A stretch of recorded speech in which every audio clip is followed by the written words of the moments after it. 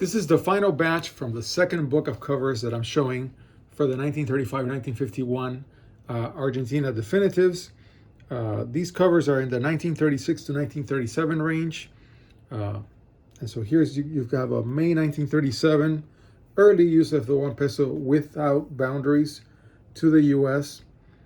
And it's a 105 pesos rate. I've seen 110, but here you have a 105. And it says Pan Air. So maybe Pan Air had a different rate than the other airlines, which I have found the rates to be so all over that I usually say they're airline specific, but maybe I'm not correct in saying that.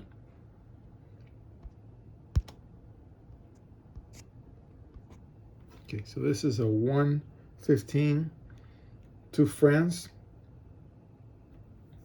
Doesn't say which airline. Very common via aérea marking from January 1937, still using the 1 peso with boundaries. So somewhere in January to February was a switch, because I have a February without boundaries and a January with boundaries. And here's a receipt mark on the back of the envelope. Okay. Here is a 135 to Germany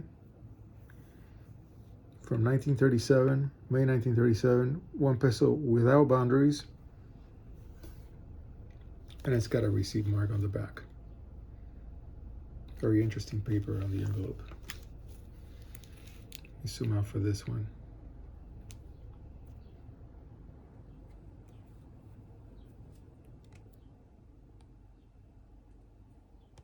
Okay, my phone's doing funny things, that's why I keep tapping. Has this like highlight where it changes where the camera is aiming or something. Can't figure it out. Okay, 205 to the US, consistent with the 105 that I showed earlier, and it's 1 peso without boundaries from June 1937.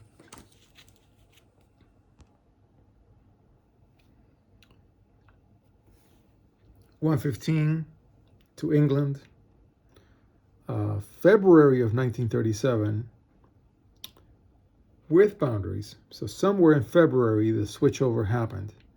This one is 1 February of 1937. Pretty late use for this stamp.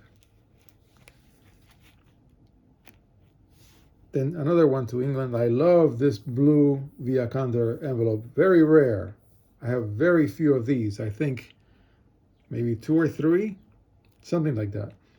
This is a 1 peso without boundaries, 115 rate to England.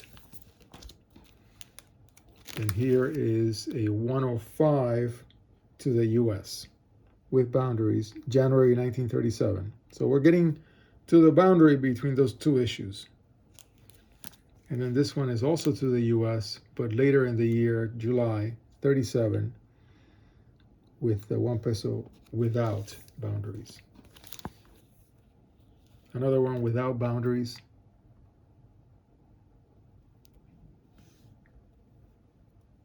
Yeah.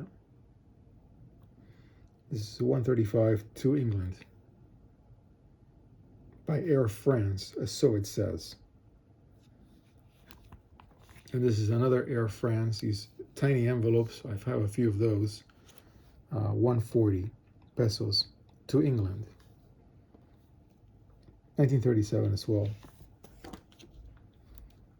Yeah, we're hitting the 1937 range with the 1 peso without boundaries. Another 115 to Germany.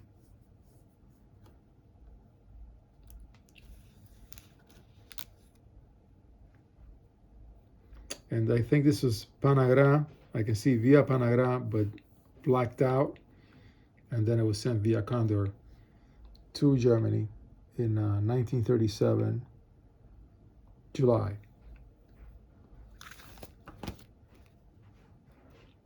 April 215 pesos to Switzerland via Condor.